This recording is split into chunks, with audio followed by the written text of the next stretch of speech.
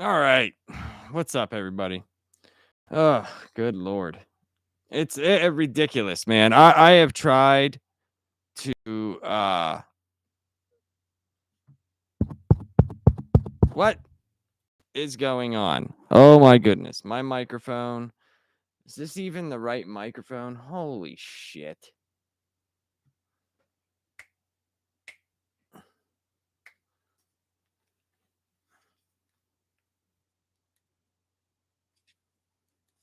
Is this it? I don't know. I have no idea what's happening right now.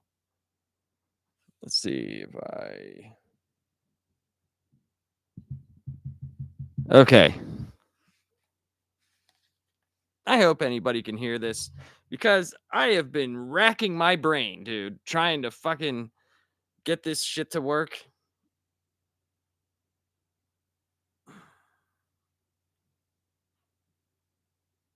And it doesn't even show that I'm live.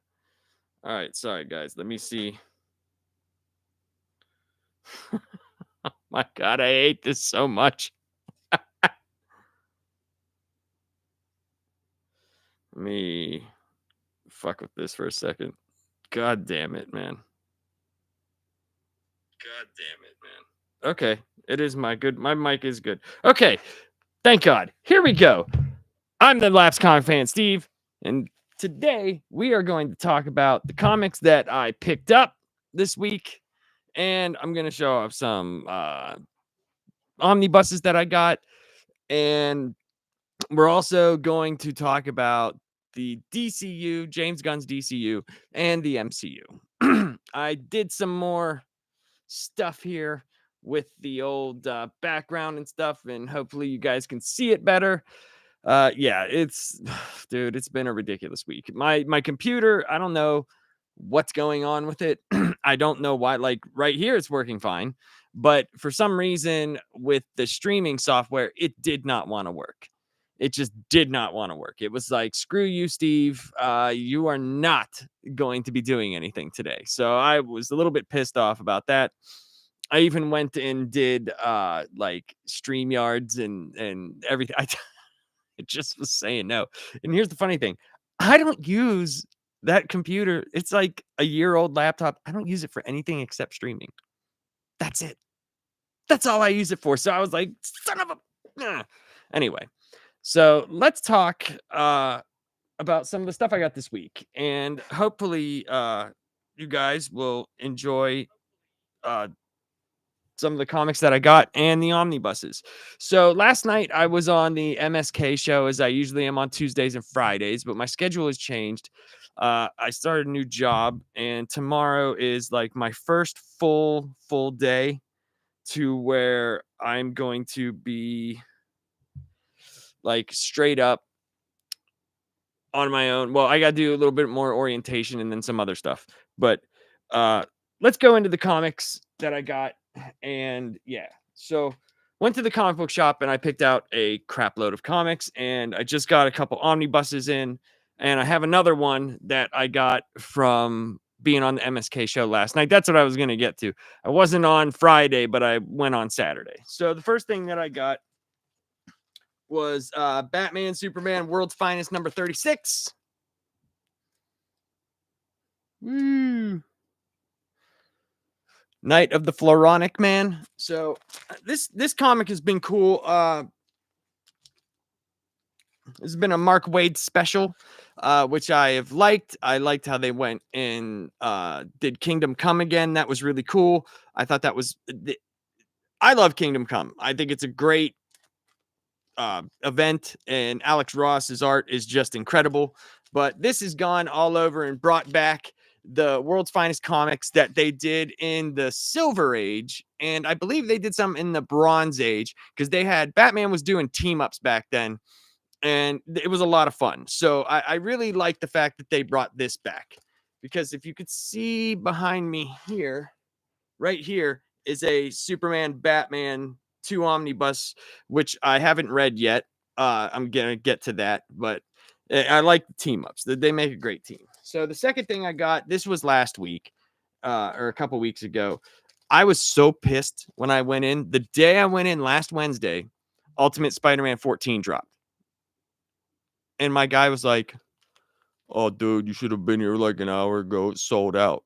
And I'm like, "It's sold. What?" So I had to pick up number 13. He had it there for me. And I was like, "Dude, why didn't you hold it in my list?" He was like, "Well, I'll have it for you next week." And I'm like, "What the like seriously?" So, and this is the Craven stuff that they've been doing with Peter and why can't I think of his name right now? With the Green Goblin. Um I just wanted to say James Franco. And that's not right. With Osborne. Oh God, why can't I think of his name? I keep thinking Norman and Harry. Jesus Christ, dude. See, this is what's happening to my brain. My brain has been retarded. Hey, what's up, Derpy Entertainment? How you doing? Um, the next thing I got, and this is pretty cool because I got a variant cover for this next set here. Let's check it out here. All right.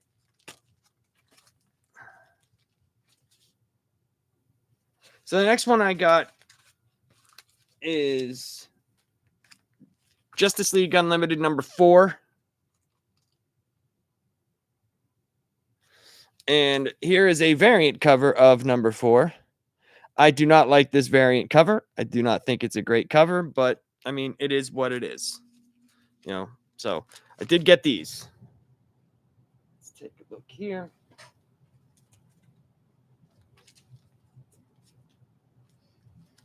All right, we'll get into the Wonder Womans. This is number 5.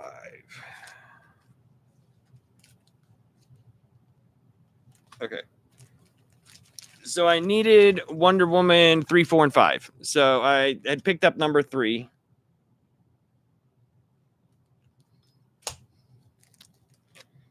And I picked up number 4.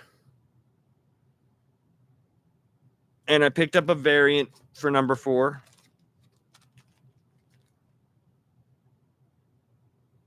I think that's a really cool cover. And this past week's number 5.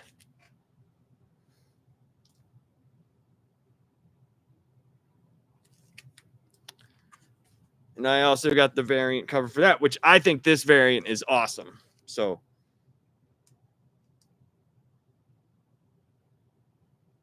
really cool variant cover for the Wonder Woman, Absolute Wonder Woman, which has been actually pretty darn good. I'll give it that. It has been pretty consistently good. All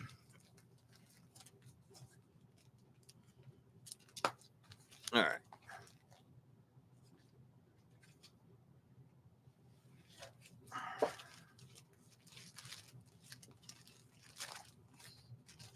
So a couple of the old things that I had to get were I've been doing the Dark Knights metal and death metal. I have the omnibus of metal back here and possibly death metal. Did I get it? Who knows? But I needed number 1 and number 6 issue, and I got those right here.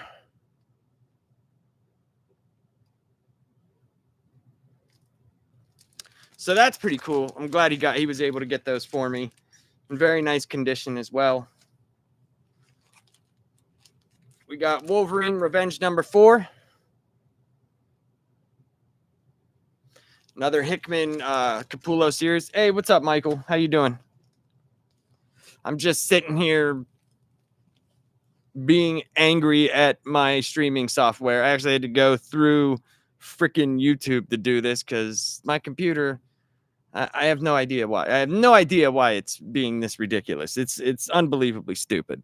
So, but let's see what else. Oh yeah, I got Ultimate Wolverine number 2. But Wolverine Revenge, that is a Jonathan Hickman, Greg Capullo book. They have Hickman doing so many things. I was very excited whenever he started doing Wolverine. DCU talk, where do I want to start? Well, after I'm done with these comics, I will start talking about the DCU, and I will probably start talking Superman, mostly. Like, this is not going to be a very long show. I got to work super early in the morning, but I do want to talk about Superman, and I want to see if anybody watched Creature Commandos. I have not watched it. I'm going to, but I have not watched it yet. I've been more reading comic books a lot and sticking towards that. Next one I got, this is hilarious. I was making fun of this last night. So I got Superman number 23, right? Normal book.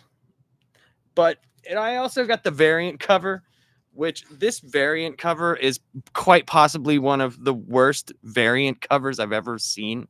Like, it's not the art. The art's fine. It's just,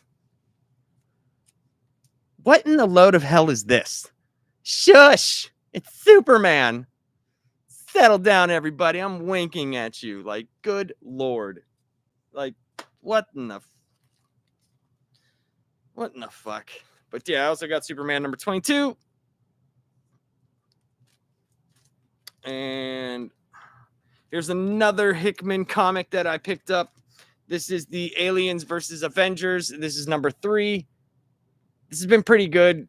I like it, but I'm a sucker for Hickman, so, you know, there's that. And along with the other Justice Leagues, I picked up number 2 and number 3. This was a couple weeks ago, but I haven't shown anybody this stuff. So, but yeah, this goes with my number 3 and 4. So we got those. And the last single issues that I got was, no, that's it. That's it on the single issue. So I did pick up a couple of omnibuses. They just came in today. So I did get Dark Knight's Death Metal to go with Metal. And I got the Tales of the Dark Multiverse. And I believe I have Year of the Villain and a few other things from that whole time period. But so here is the Death Metal book. I believe it just has the gunmetal thing around it. I'm pretty sure that's all. Yeah, okay. It does have the death metal on it, and it's just got the gunmetal stuff on there. But this book has some freaking crazy ass art, man. And I was grabbed. The story is bananas. Okay, it's completely crazy. Oh, Dark Knight's Death Metal, Michael, is basically. What happened is the Scott Snyder made this character called the Batman Who Laughs. It's like Bruce Wayne basically unhinged this character right here.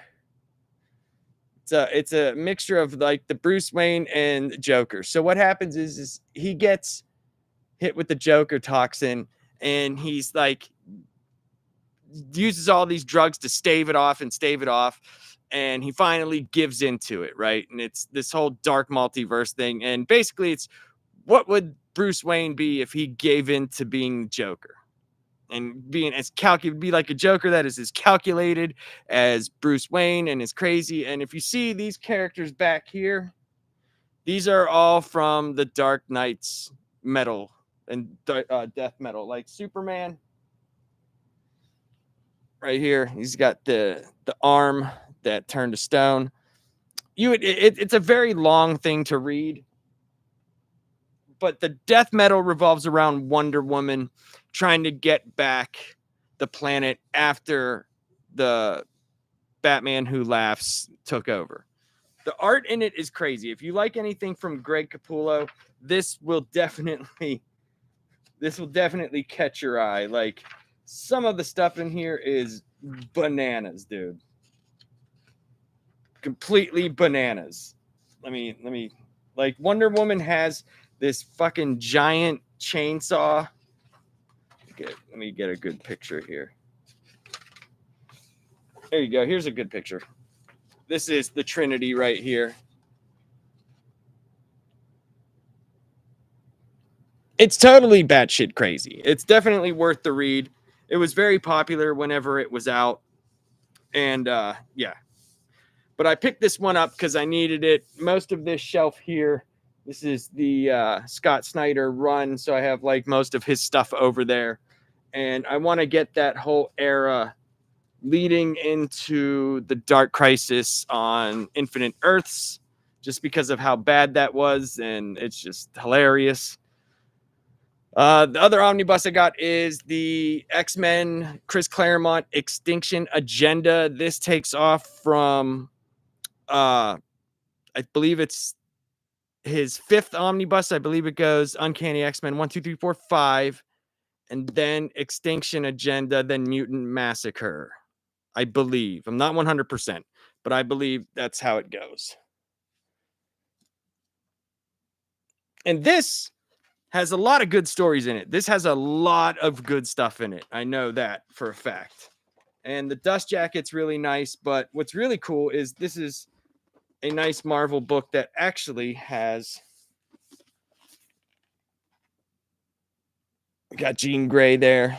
It's got the really cool Storm and Jean Grey stuff on there. So it's really good. I can't tell you enough about this because I have not read all of the X-Men. And this is one of the things that, if you saw me last night on MSK's show, where BS Warren, he knows a lot more about Marvel than I do. I am more of a DC guy, grew up with DC. My brother liked the Marvel stuff a lot more than I did. So, but we'll put this here for a second so everybody can see. Yeah, it's pretty cool. I bought this little display so whenever I have my books up, people could see them. But I'm hoping that it's good because the Chris Claremont run is the definitive run. I do know this. So when Stan Lee created the X-Men, they had their bunch of stories, but then it started losing popularity. And I know sometime near, I don't remember exactly when Claremont took over. It was in the 70s. But I do know that the book was failing, and they were even to finish out some of the runs of back then you got subscriptions and they would send them to your house to finish out some of the runs. They were actually printing reprints and filling it out, and then Claremont got a hold of it, rebranded the team. That's where you got Wolverine and all those guys, and he took the original X-Men and made them X Factor and a bunch of things from there. But I do know that it was something along those lines. Like I said, I don't know everything. That's why I'm getting all these books. And I have the Stanley X-Men. I think I have the first two omnibuses. I still want to get as much as I can. It gets a little bit weird with the numbering because during the time in the 90s, they still had the original X-Men, which Jim Lee and Whilce Portacio and those guys were drawing. And then Jim Lee and Claremont went on to do X-Men Volume 2, which is really well known. That's the one that has the cover with Wolverine on it, and it's the #1 selling comic book of all time.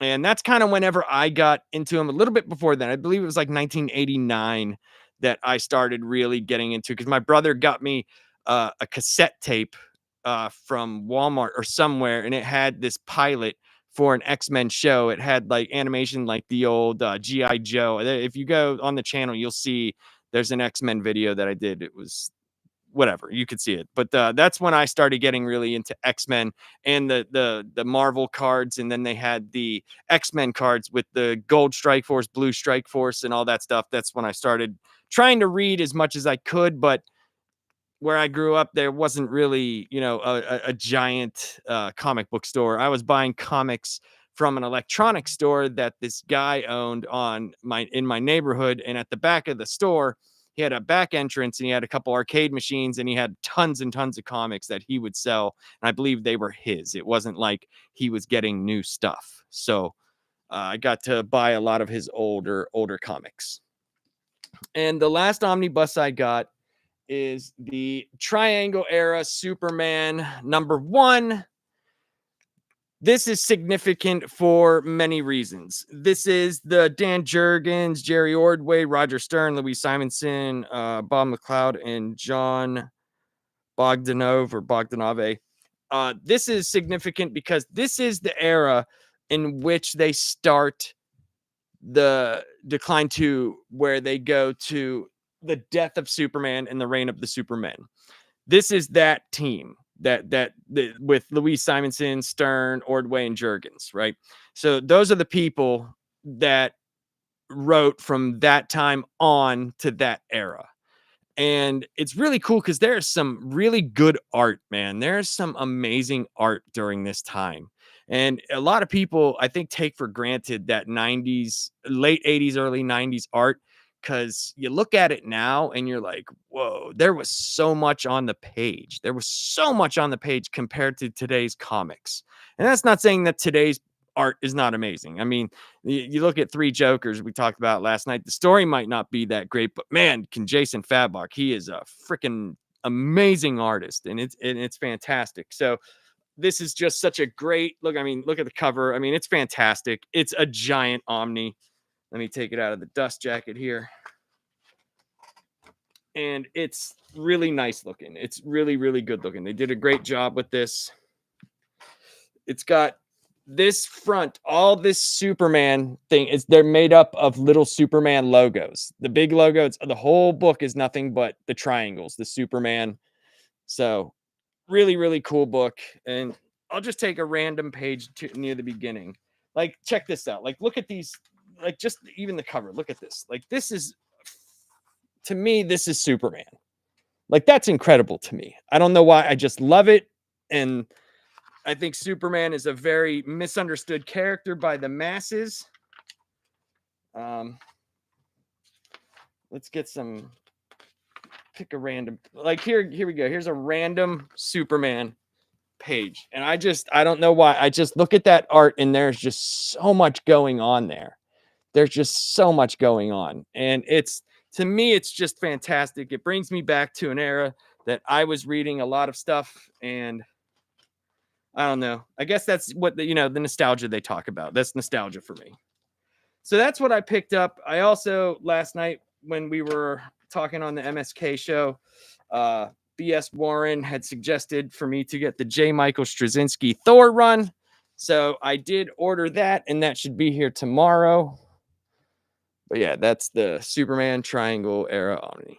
So all right, so let's get into, we're going to talk a little bit about the DCU, and we're going to have to talk about the MCU also.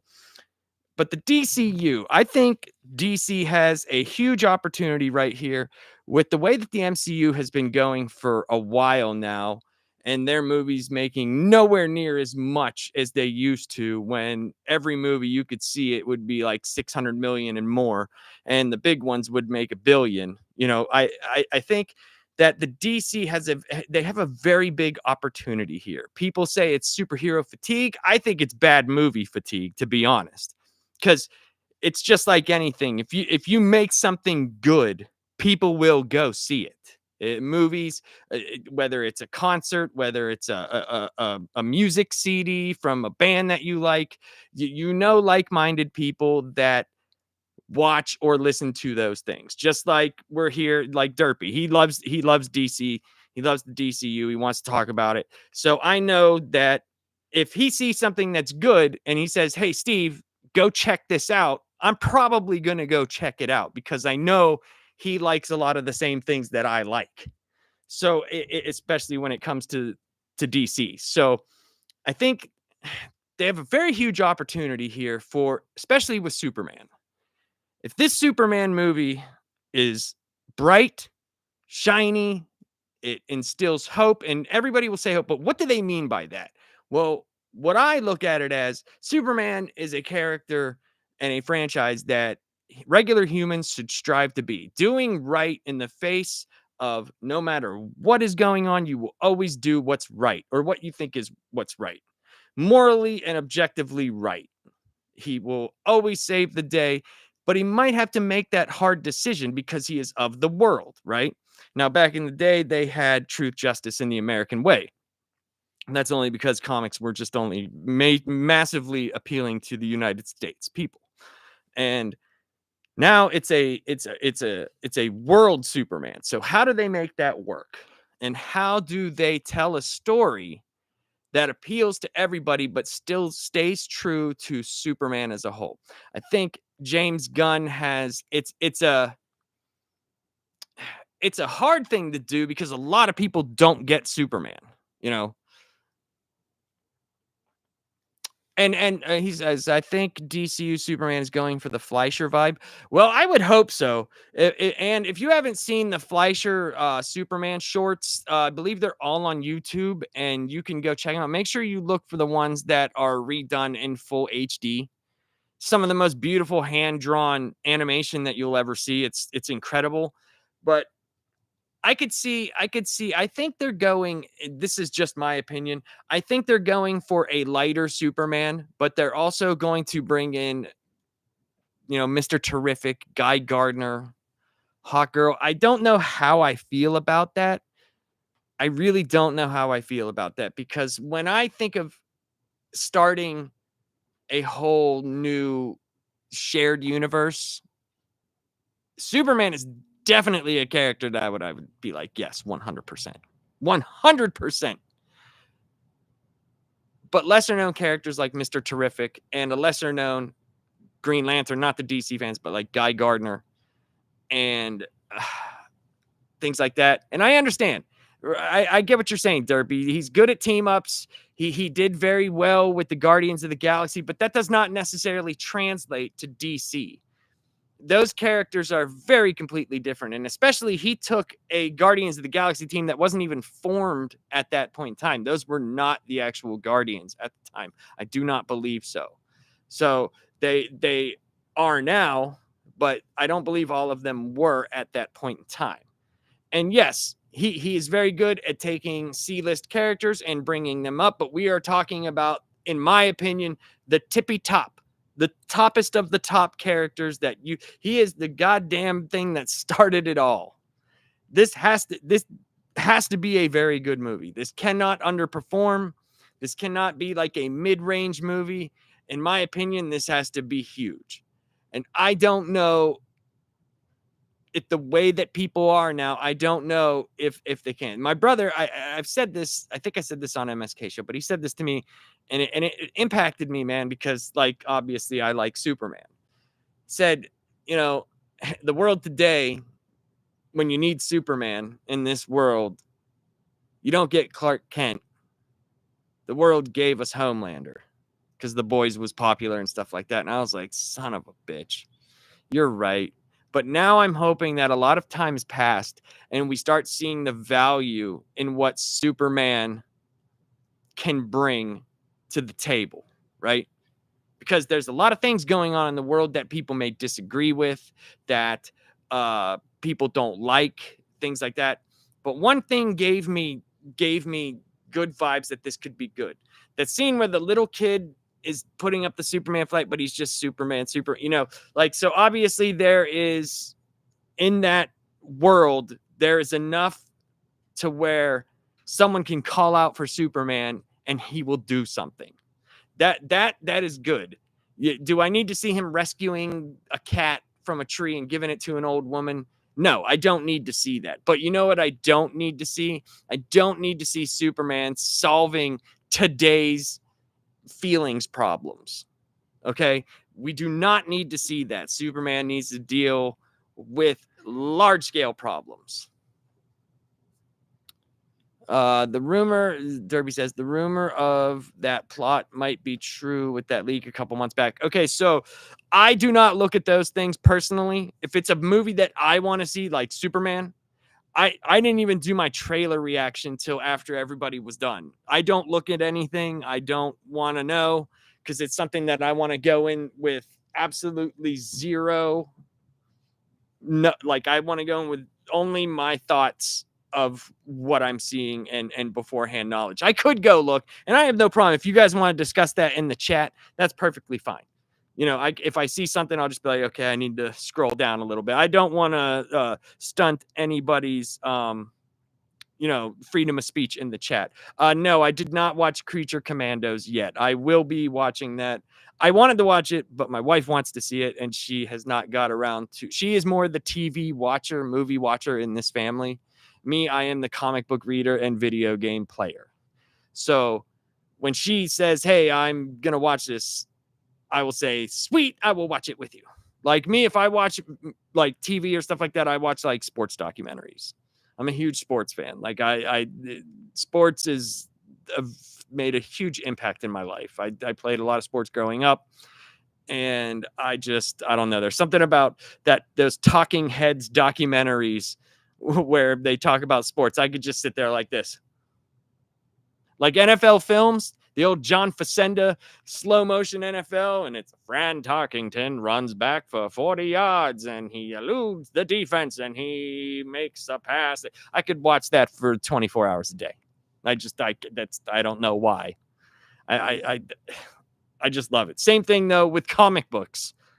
Obviously, I can, but like I will do one thing at one point and then show you the rest of my collection. Because I just back here, I just wanted to put like my main stuff back here, like the omnis and the trades and stuff like that, just so you guys could see them. And I have trust me, I have a whole room of stuff that you guys should see. It's really cool. But no, I have not watched Creature Commandos yet. Whenever I do, I will give my thoughts on it. So I am nowhere near as harsh as most people and most YouTubers that you see out there. Do I still feel like that comic book movies need to be comic book accurate? Yes. That is my feeling. Now, do I understand they're going to change things? Of course. I thought Civil War was a great movie. I thought it was. I love it. Is it anything like the comic book? No, not at all. Except the premise of there being an accord or a superhero registration act and that two sides fight, right? Other than that, there's a lot of differences. There's no clone Thor. There's no death of Goliath. There's no retribution, all that stuff, right? There's a lot of different characters. But for what they had at that time with the characters that they had, they did a fantastic job. And I just hope that DC remains comic book accurate. If they want to tell their own story, that's fine. I am perfectly fine with that. If you want to come up with an original story, but you want to place these characters in there, fine. But I hope that the characters act the way that they do. I hope when I watch it that I'm not watching a character that is foreign to me, that I'm like, who is that? That I see him wearing Superman's cape, but that's not Superman. You know, that's the main thing that I'm hoping for with this movie.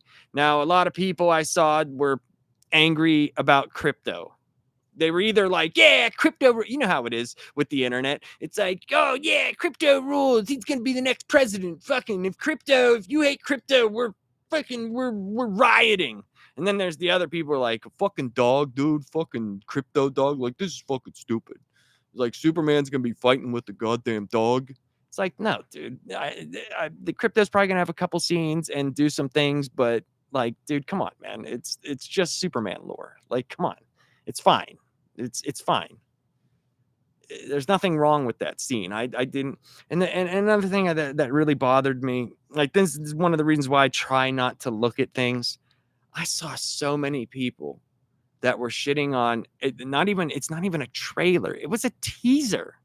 It was a teaser. There was the only words that were spoke were crypto home. You know, like there was nothing going on. Like and people were the first thing we see of Superman is he's on the ground and bloody, and oh my God, is that what you want to see? It's like, dude, you don't even know how he got there. There's a reason why they showed it this way. I thought it showed everything it needed to show. It showed vulnerability. It showed some hope, not as much as you would think, but there was some. And I thought it showed Superman dealing with emotional problems, which is the biggest problem for Superman.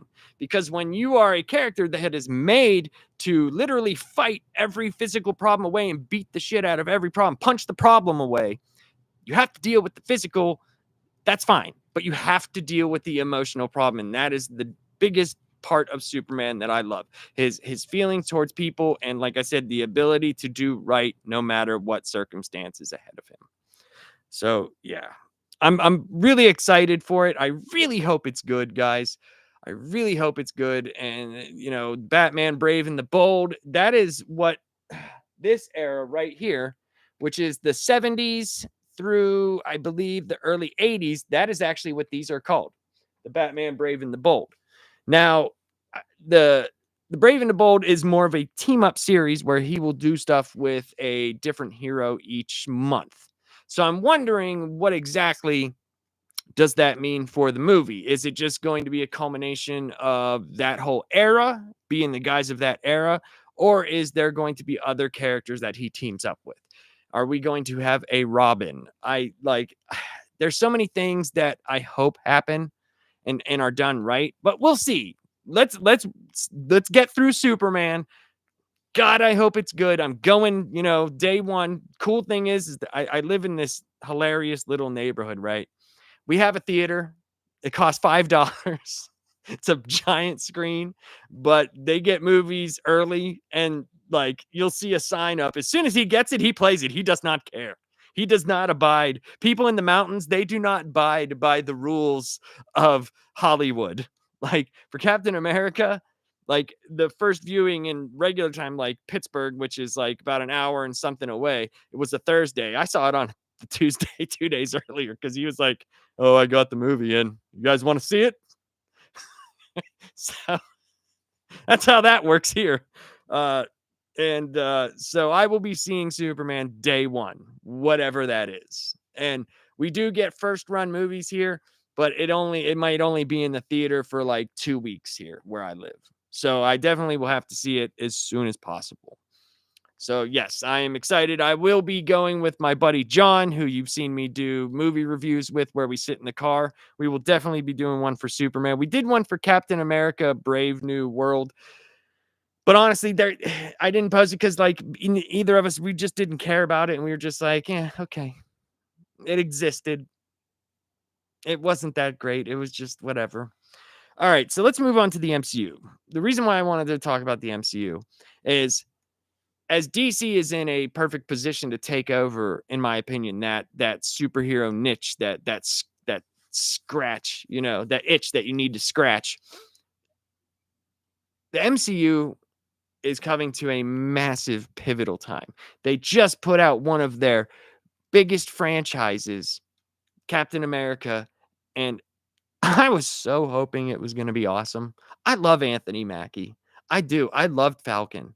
I did. I don't know why. I don't know why I do. I just do, and I love them in the movies, not in the comics, in the movies. I'm saying, and I was so hoping that this was going to be awesome, and I was just so underwhelming. It was so underwhelming, and damn, dude. Just give the guy the super soldier serum. I'm so sick. They brought it up so many times in that movie, but then at the end, Bucky's like, no, man, like Steve was, you're someone that people can look up to and strive to be because you don't have super soldier serum. You're just a guy with a shield. So it gives people the feel.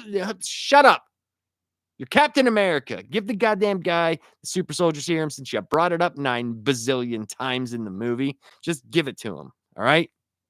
That's all you got to do. And it would be awesome. So I think it's funny that the MCU hinges right now on a franchise that has never done well in the movies. Now, Rise of Silver Surfer, some people love it. It's one of those, things that you like, guilty pleasures. It just has never really done well. And I'm wondering, does Marvel Studios have the magic touch for something that nobody else has been able to do? Go look at the 90s Fantastic Four movie. Go look at that thing. My God, it's so bad. It's so bad, guys. And the 2000s, I mean, it, they're popcorn movies. They're just whatever, but they're not good. They're just not good movies. So we'll see. We'll see. So, what do you guys think? That's what I want to know. Do you think that Fantastic Four will be better than Superman, or will Superman be better than Fantastic Four? And at a time where both movies need to be very, very good, will the movie going audience be able to go do that close together? Will they care about two superhero movies that close together? And after seeing Captain America not do so well, will people care enough to go? I think Superman, to me, has a bigger draw. That name has a bigger draw. And I'm hoping that people understand that the Snyderverse is over and this is a new beginning.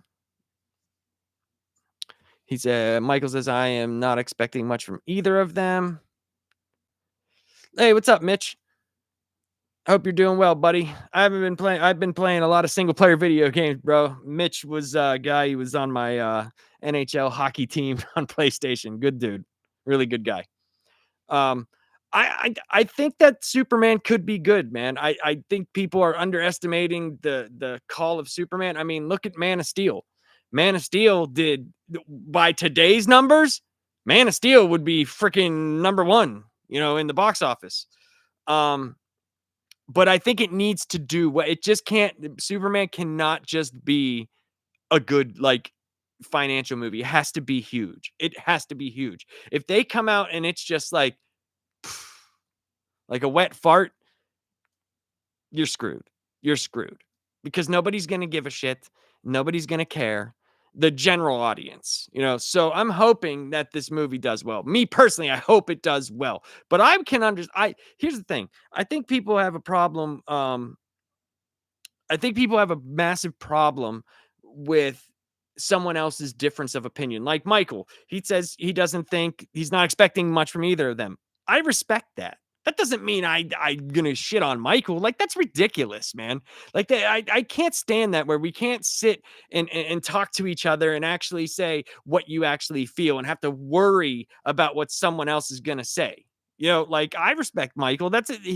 He's got the guts to say what he feels and I respect that. That's what you're supposed to do, and that's how this is supposed to happen. Mitch says, "I am excited for Superman. I think Crypto is a cool addition."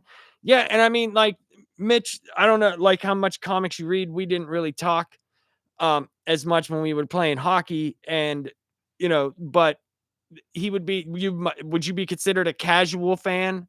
Like that's something you might be a fan of the movies more than you're a fan of the comic books. I don't know if that's true, but and Michael says facts 100 left. Yeah, 100 okay, yeah, Mitch says yes too. So okay. So at least Mitch is understanding like he's excited for Superman. So that's kind of what I mean. Someone who's more of a casual fan is hearing about it and is excited about it. So I think that has a bigger draw power than Fantastic Four, even though I want Fantastic Four to be awesome. But man, when they told me Pedro Pascal was freaking Reed Richards, I do not look at Pedro Pascal and think smartest man alive. I look at him and I'm like, nothing, nothing. I think Game of Thrones. That's what I think. So I'm hoping that they do well. I'm hoping that it does well. I'm hoping they both thrive, to be honest. But I don't know. We'll see, man. We'll see. But getting back to the difference of opinion and things, I think that's a big problem too. Is when these movies came out and they started doing really well. Michael says, "I'm not a Superman guy, but I am excited for the Green Lantern, even though I know nothing about Guy Gardner other than that sick bowl cut." So okay, so basically, think this, Michael. Guy Gardner is basically no nonsense. He's an asshole. He will tell you exactly how he feels. He does not give a shit. But the thing about Guy Gardner is if you're in a fight and he's with you, you would want no other Green Lantern because he's got it where it counts and he will run with you to the end. He will die with you. That's the thing I like about Guy Gardner. He's an asshole. He's very annoying in the comics, but when it comes to it, he'll stand up to Doomsday and take a shot and just get crumbled and fly off, panels. But he's not afraid. So, he's got it where it counts. So I'm hoping they do it well. I hope Nathan Fillion can do Guy Gardner well. That's just what I'm hoping. I just hope everything about it is good. Now, Mr. Terrific, I'm kind of happy that if they were going to put a thinker type person to put in to possibly do the team movie at some point in time, Mr. Terrific and Martian Manhunter need to be those guys. They need to be the plotters and thinkers and planners for the said Justice League. If it goes that direction, because Mr. Terrific has access to technology that other people do not. And Martian Manhunter usually does the telepathic stuff where he links all the team together so they can talk to each other and stuff like that. So going forward, I'm glad that they're introducing Mr. Terrific now. So if they do team up movies later, he's not introduced then. If that makes sense. I'm hope like because he's not, a major character. He's a C-list character. And when I say he's a C-list character, that doesn't mean that his powers suck or he sucks. That just means he is not known to the mainstream audience like a Superman or a Nightwing or a Robin or things like that. But Mr. Terrific is badass. He's got the T-spheres, and I hope he uses them because those things are fucking crazy. I call them the get out of jail free card, the MacGuffins. It's just like, hey, you got a problem? T-sphere. We'll just use that. But I really hope that these movies do well. I really do, and we'll see. I'll talk about it more. I just wanted to do something on my channel because I haven't done anything for so long, just because I've been working like crazy. But yeah, so I'm going to end this here, guys. I got to wake up super early, but I will be on MSK's show on Tuesday night. I think it's like 9 o'clock Eastern, I believe. So you'll look to me to carry that show. I love MSK, dude. He's honestly, he's a good guy, man. He's a good guy. All right, Mitch, have a good night. Oh, yeah, I'm going to have a great day at work tomorrow. I'm going to try to. But, all right, guys, I hope you guys have a great night. And remember, don't do anything I wouldn't do. Do all the things I would do.